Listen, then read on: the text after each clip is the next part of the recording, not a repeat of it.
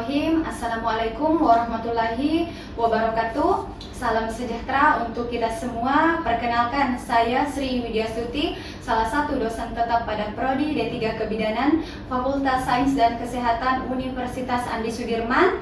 Video ini disusun untuk memenuhi salah satu syarat kualifikasi sertifikasi dosen tahun 2026 berupa pernyataan diri dosen dalam unjuk kerja Tridharma Perguruan Tinggi atau PDD UKT PT, khususnya dalam bidang pendidikan yaitu pengajaran. Selanjutnya, saya akan menjelaskan salah satu mata kuliah inti yang saya ampuh, yaitu asuhan kebidanan neonatus, bayi, balita, dan anak prasekolah. Mata kuliah ini berada pada semester 4 dengan bobot 5 SKS, yaitu 3 SKS teori, 2 SKS praktikum. Pada mata kuliah ini, saya menggunakan metode DII atau Delivery, Interaction, and Assessment, yaitu metode pendekatan pembelajaran yang menitik beratkan pada penyampaian materi, interaksi antara dosen dan mahasiswa, serta penilaian pada hasil belajar.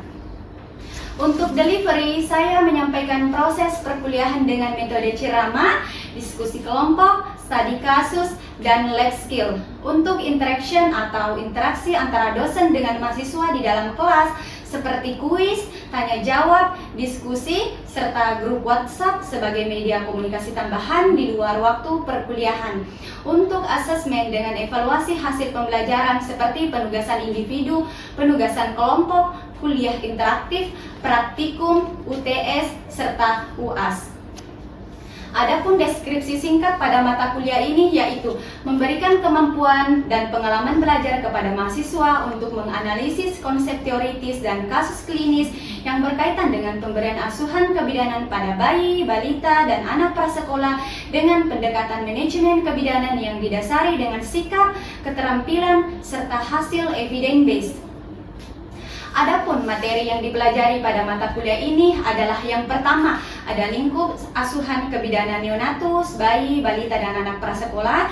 Yang kedua, konsep asuhan neonatus, bayi, balita, dan anak prasekolah. Yang ketiga, asuhan pada bayi usia 2-6 hari. Yang keempat, asuhan primer pada bayi usia 6 minggu pertama. Yang kelima, asuhan pada neonatus dan bayi baru lahir dengan masalah lazim terjadi, kelainan bawaan, jejas persalinan, bayi beresiko tinggi, serta penata laksanaannya.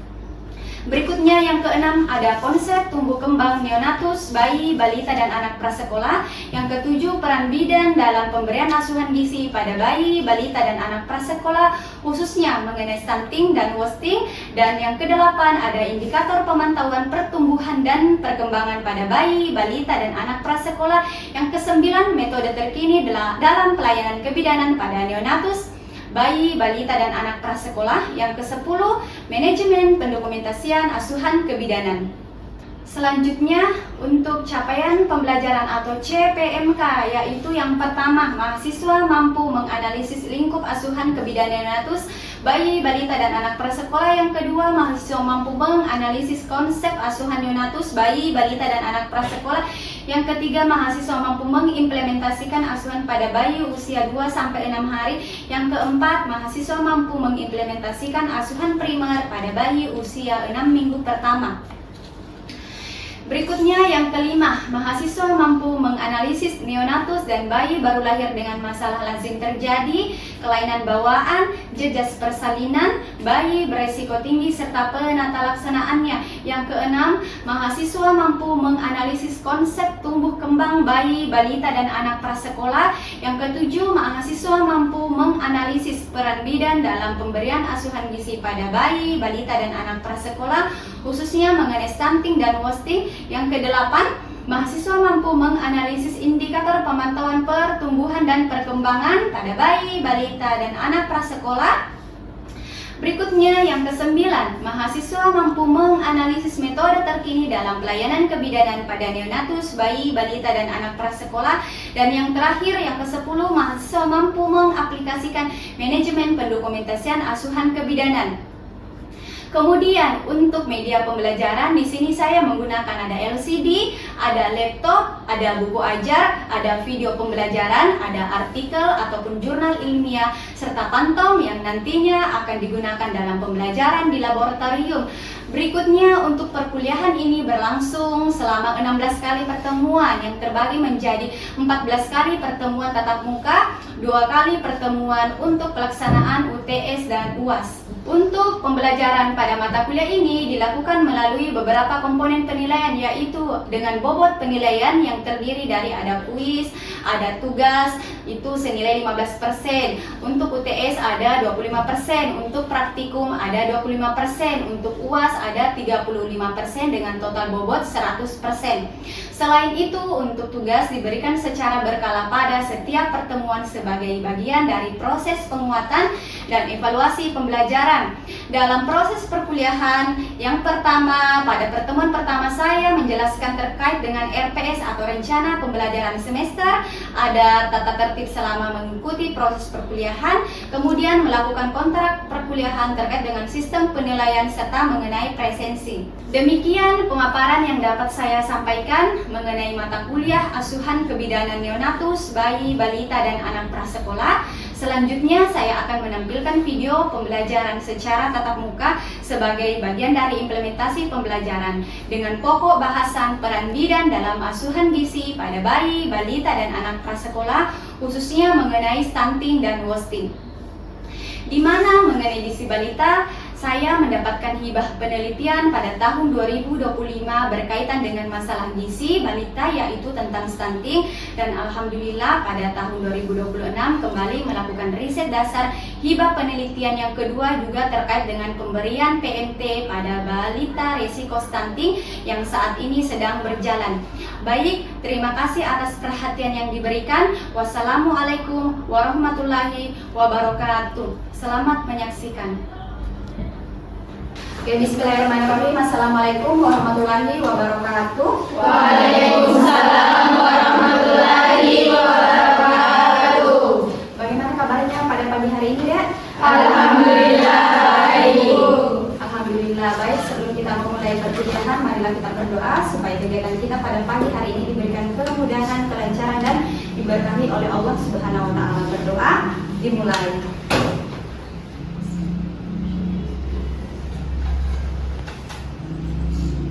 Doa selesai. Saya absen ya. Iya, Bu. Alia ada? Hadir, Bu. Bulan? Hadir, Ibu. Dea? Hadir, Bu. Indri? Hadir, Bu. Kasmiani? Hadir, Bu. Nur Miftah? Hadir, Bu. Nur Fadila? Hadir, Bu. Safira? Hadir, Bu. Sarah? Hadir, Bu. Siti Hajar? Hadir, Bu. Siti Rahman? Hadir, Bu. Aisyah? Hadir, Bu. Andi Yusrianti? Hadir, Bu. Mutmainah? Hadir, Bu. Alfia? Hadir, Bu. Hadir semua ya? Iya, Bu. Oke, baik. Sebelum kita memasuki materi terkait peran bidan dalam pemberian asuhan gizi pada bayi, balita, dan anak prasekolah, khususnya mengenai stunting dan wasting, kira-kira masih ada yang ingat minggu lalu itu kita belajar tentang apa? Masih belum. Konsep tumbuh kembang bayi, balita, dan anak prasekolah. Ada yang bisa menjelaskan? Saya, Bu. Silahkan. Baik, perkenalkan nama saya Siti Hajar. Baik, di sini saya akan menyampaikan sedikit materi minggu lalu, yaitu tentang pertumbuhan dan perkembangan. Pertumbuhan yaitu tentang pengukuran lingkar kepala dan tinggi badan dan lengan atas. Sedangkan perkembangan yaitu tentang motorik kasar dan halus, bicara dan bahasa. Terima kasih. Oke, baik, terima kasih. Ada yang mau menambahkan lagi? Silakan. Baik, perkenalkan nama saya Sarah Anabila Ramadhani. Di sini saya akan menambahkan sedikit, yaitu materi minggu lalu, yaitu jenis-jenis imunisasi dasar. Ya. Ada yang pertama ada hepatitis B, BCG, poli atau IPV, DPT, HB, HIV, dan campak. Untuk imunisasi lanjutan ada campak, TD, DT. Baik ya. Terkait minggu lalu itu kita belajar tentang konsep dasar tumbuh kembang pada bayi, balita, dan anak prasekolah. Ada terkait tadi sudah dijelaskan sama temannya, ada pertumbuhan dan perkembangan, kemudian ada terkait dengan imunisasi dasar lanjutan dan ada imunisasi dasar ya. Oke, kita masuk ke inti materi, itu terkait dengan peran bidan dalam pemberian asuhan gizi pada bayi, balita, dan anak prasekolah, khususnya mengenai stunting dan wasting. Adapun pokok bahasan pada pagi hari ini kita akan membahas terkait dengan pemenuhan gizi anak, kemudian yang kedua masalah atau gangguan pada masalah kekurangan gizi, kemudian ada peran keluarga dalam pencegahan stunting dan wasting. Kemudian yang terakhir nanti kita akan membahas terkait dengan prinsip-prinsip pencegahan gizi buruk pada balita berdasarkan evidence base ya. Oke, untuk pemenuhan gizi anak itu pemenuhan gizi pada anak merupakan salah satu faktor krusial dalam memastikan tumbuh kembang dan kecerdasan otak anak yang optimal. Kenapa dikatakan faktor krusial? Karena pemenuhan gizi merupakan faktor yang mendukung anak dalam proses pertumbuhan dan perkembangannya. Kemudian berikutnya itu ada pemenuhan gizi anak bukan hanya tanggung jawab seorang ibu, tapi harus bertanggung jawab pada seluruh anggota keluarga yang ada di dalam rumah. Mereka harus terlibat dalam proses pemenuhan gizi pada anak. Kemudian berikutnya terkait dengan edukasi bidan atau informasi bidan terkait dengan gizi harus juga melibatkan anggota keluarga dalam proses edukasinya. Berikutnya, balita dengan gizi buruk mempunyai dampak jangka panjang dan dampak jangka pendek. Apa itu? Berupa gangguan tumbuh kembang. Kemudian termasuk gangguan fungsi kognitif, ada anak-anak yang mudah sakit apabila terjadi masalah gizi, contoh kekurangan gizi pada anak itu pasti anaknya mudah sakit. Kemudian risiko penyakit degeneratif di kemudian hari atau bisa terjadi kematian apabila masalah gizinya itu tidak tertangani sedini mungkin ya. Berikutnya itu terkait dengan masalah atau gangguan kekurangan gizi pada anak, ada masalah wasting dan stunting. Baik, di sini ada yang bisa menjelaskan perbedaan dari wasting dan stunting? Silahkan. Baik, sebelumnya terima kasih. Perkenalkan saya Alfi Sulani. Jadi perbedaan antara wasting dan stunting itu yang pertama, wasting yaitu balita yang kurus akibat mengalami masalah gizi, sedangkan untuk stunting adalah gangguan pertumbuhan anak atau anak itu lebih pendek. Oke, baik. Kita beri aplaus ya untuk teman kita. Oke, kita masuk ke materi terkait dengan stunting. Stunting atau sering disebut kerdil atau pendek adalah kondisi gagal tumbuh pada anak berusia di bawah 5 tahun. Apa sih penyebabnya? Penyebabnya karena kekurangan gizi kronis dan bisa karena infeksi yang berulang, terutama pada 1000 HPK atau hari pertama kehidupan. Kemudian untuk mengenai stunting di sini sifatnya kronis. Artinya kronis berlangsung dalam kurun waktu yang cukup lama. Bedanya dengan wasting, wasting adalah kondisi di mana seorang anak mengalami penurunan berat badan yang drastis, juga diakibatkan karena asupan gizi yang tidak terpenuhi. Kemudian wasting itu sifatnya akut, terjadi secara cepat. Bedanya kalau stunting tadi kronis berlangsung dalam kurun waktu yang cukup lama. Kalau wasting itu akut, terjadi secara cepat. Paham ya? Oke. Berikutnya, Kementerian Kesehatan menegaskan kembali komitmen kuat pemerintah untuk menurunkan angka stunting nasional menjadi 14,2% pada tahun 2029. sesuai dengan target yang tercantum dalam Rencana Pembangunan Jangka Menengah atau RPJMN. Data tersebut menegaskan tren positif nasional yang berkelanjutan dalam mengurangi malnutrisi pada balita. Makanya sekarang pemerintah ada programnya terkait dengan MBG, makanan bergizi gratis dikhususkan kepada balita ada. Kemudian di puskesmas juga ada pemberian PMT, pemberian makanan tambahan khususnya pada balita yang mengalami masalah kekurangan gizi. Biasanya PMT di puskesmas diberikan pada dalam kurun waktu yang 1 bulan. Saat ini juga Ibu melakukan penelitian terkait dengan pemberian PMT pada balita yang mengalami resiko stunting atau intinya yang mengalami masalah gizi. Kemudian slide berikutnya itu akan membahas tentang cara mengukur stunting atau tidak berdasarkan indikator WHO. Yang pertama, ukur dan catat tinggi badan anak. Jadi kalau misalkan ada anak yang datang penimbangan di posyandu, kita akan melakukan pengukuran tinggi badan. Kemudian nantinya kita akan pilih grafik standar tinggi badan sesuai dengan jenis kelamin dan usia anak. Jadi kalau misalkan warna pink artinya ini adalah KNS untuk anak perempuan ya. Kalau anak laki warna biru. Jadi nanti kita pilih jenis kelaminnya apakah perempuan atau laki-laki. Kemudian nanti kita akan berikan tanda pada grafik standar tinggi badan pada WHO sesuai dengan hasil pengukuran tinggi badan berdasarkan usia. Jadi kalau misalkan kita dapatkan tinggi badannya di di angka 75, nanti kita akan berikan tanda titik di sini, nanti kita hubungkan berdasarkan usia. Kemudian jika tanda tersebut berada di garis hijau, maka anak memiliki pertumbuhan tinggi badan yang normal.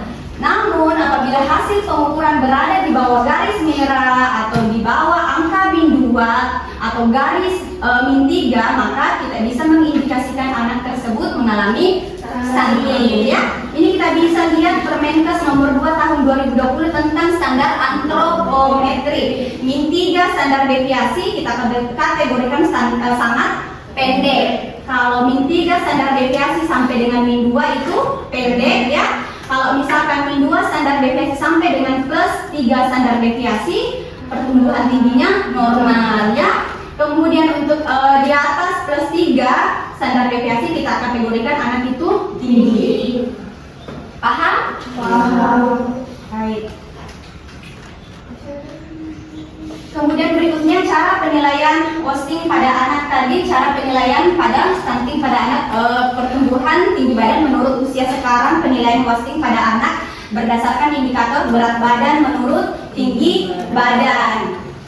Ya, ini adalah kategori yang bisa kita lihat berat badan menurut panjang badan atau tinggi badan pada anak usia 0 sampai 60 bulan. Kalau misalkan nanti kita dapatkan di bawah min 3 standar deviasi, kita kategorikan anak itu mengalami gizi buruk ya. Kemudian kalau misalkan kita dapatkan min 3 standar deviasi sampai dengan min 2 standar deviasi, kita bisa kategorikan anak tersebut mengalami gizi kurang.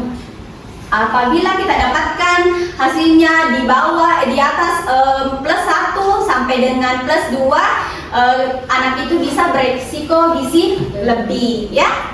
Nanti hasilnya kita bisa interpretasikan pada KNS di sini berdasarkan berat badan menurut tinggi badan pada anak ya. Kemudian berikutnya yang kedua itu pengukuran lingkar lengan atau lila. Jadi kalau misalkan kita melakukan pengukuran lila pada anak, apabila kita mendapatkan hasil di pita warna merah, kita kategorikan anak mengalami gizi buruk. Kemudian berikutnya apabila kita mendapatkan di pita warna kuning pengukurannya, kita bisa kategorikan anak tersebut mengalami gizi kurang. Kalau misalkan di penilaian hasil dari pengukuran lila kita dapatkan di pita warna hijau ini, kita bisa kategorikan anak sehat ya.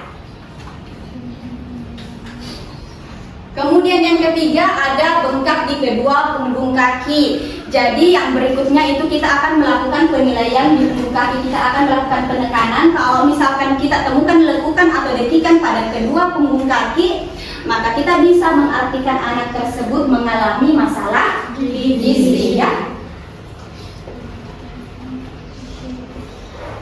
Paham sampai sini? Oke, tadi indikator untuk penilaian WOSing ada berat badan menurut tinggi badan, ada pengukuran nilai, dan ada penilaian pada punggung kaki apakah mengalami pembengkakan atau tidak. Sampai di sini ada yang ingin bertanya? Saya Bu. Silahkan. Baik, terima kasih atas kesempatan yang telah diberikan kepada saya. Saya Indri Melani. Adapun pertanyaan saya yaitu, apakah stunting ini hanya berpengaruh pada kondisi fisik saja, seperti tinggi badan yang terlalu pendek, Bu? Oke, pertanyaannya bagus sekali ya. Apakah stunting ini berdampak hanya pada tinggi badan yang lebih pendek? Kalau misalkan terkait dengan stunting bukan hanya berdampak pada kondisi fisik, tetapi ada kemampuan atau perkembangan seorang anak, kemampuan produktivitas dan prestasinya kelak dewasa. Makanya stunting itu dikatakan memang berlangsung dalam kurun waktu yang cukup lama apabila tidak ditangani sedini mungkin. Paham ya? Iya Bu. Oke. Kemudian kita akan lanjut ke slide berikutnya, peran keluarga dalam pencegahan masalah gizi. Ada yang pertama terkait dengan pola asuh yang mendukung gizi. Jadi orang tua dengan penerapan pola asuh yang baik atau orang tua yang mengerti bahwa mengerti terkait dengan gizi seimbang untuk anak, mereka akan lebih memprioritaskan nutrisi kepada anak. Apakah makanan yang disajikan ini sudah cukupkah nutrisinya untuk anak dalam proses pertumbuhan dan perkembangannya. Begitupun dengan sebaliknya ya. Kemudian ada yang kedua, pembentukan kebiasaan makanan sehat. Jadi kita sebagai orang tua harus sering-sering melakukan kebiasaan mengolah makanan yang sehat. Jangan sering-sering melakukan atau membeli makanan yang siap saji, karena kita tidak tahu bagaimana kandungan nutrisi yang ada di dalamnya, apakah cukup untuk anaknya ya. Kemudian kita boleh mengajak anak untuk membiasakan makan di meja bersama tanpa menggunakan HP ya. Kemudian berikutnya ada dukungan emosional dan psikologis orang tua.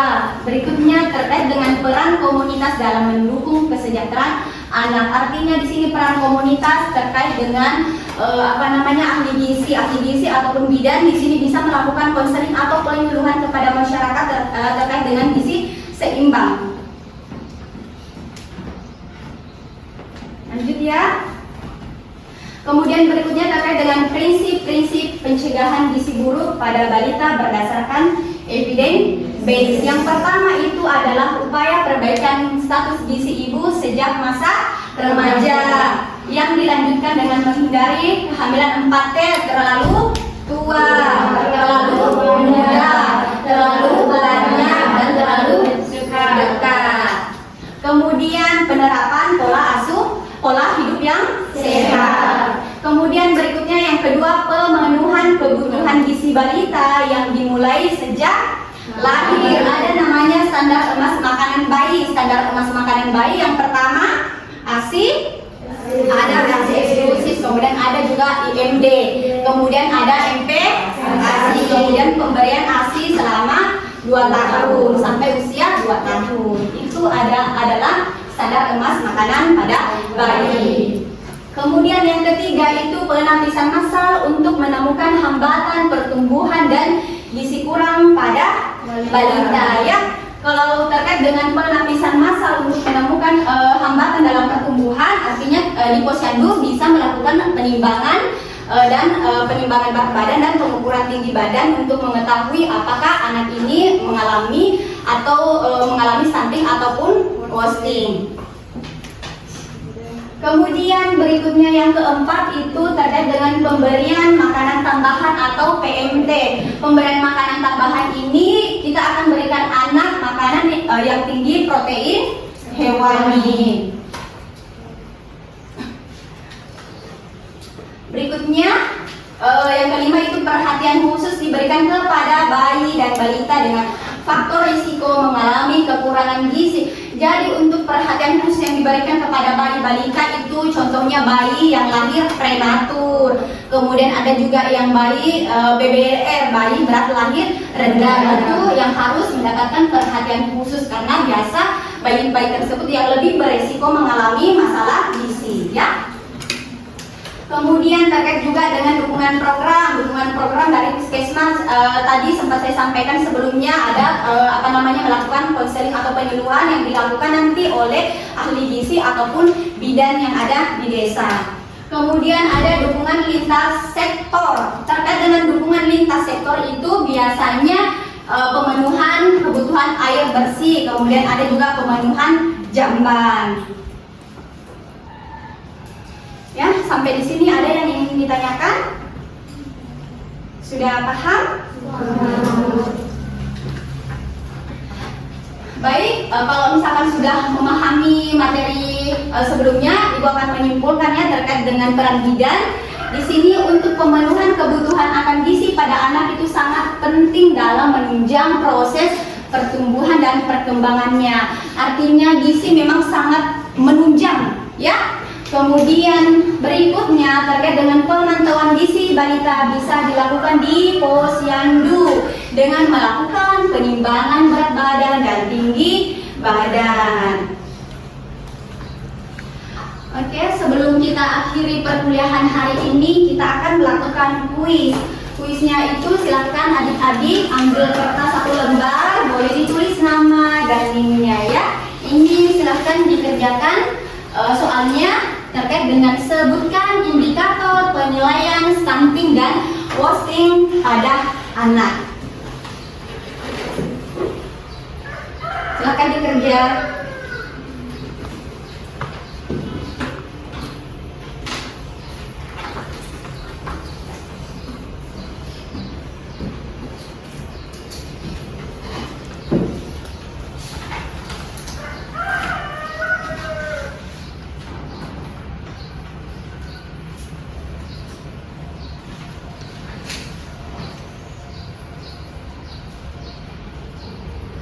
Jika ada yang sudah selesai nanti boleh dikumpul di atas meja ya.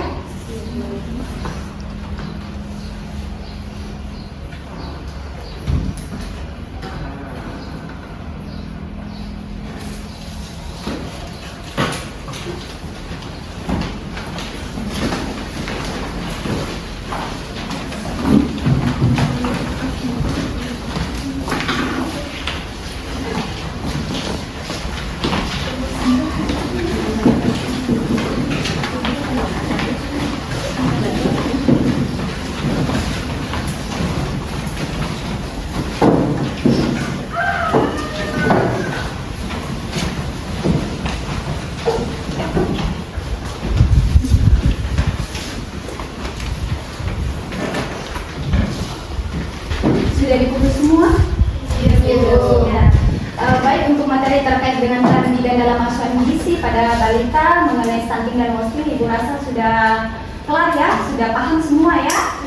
Oke, di depan itu kita akan belajar terkait dengan indikator pemantauan dan pertumbuhan pada bayi, balita dan anak prasekolah. Ibu harap nanti sepulang di rumah boleh dibuka-buka bukunya terkait dengan materi tersebut. Baik, terima kasih untuk waktunya pada pagi hari ini. Assalamualaikum warahmatullahi wabarakatuh. Waalaikumsalam warahmatullahi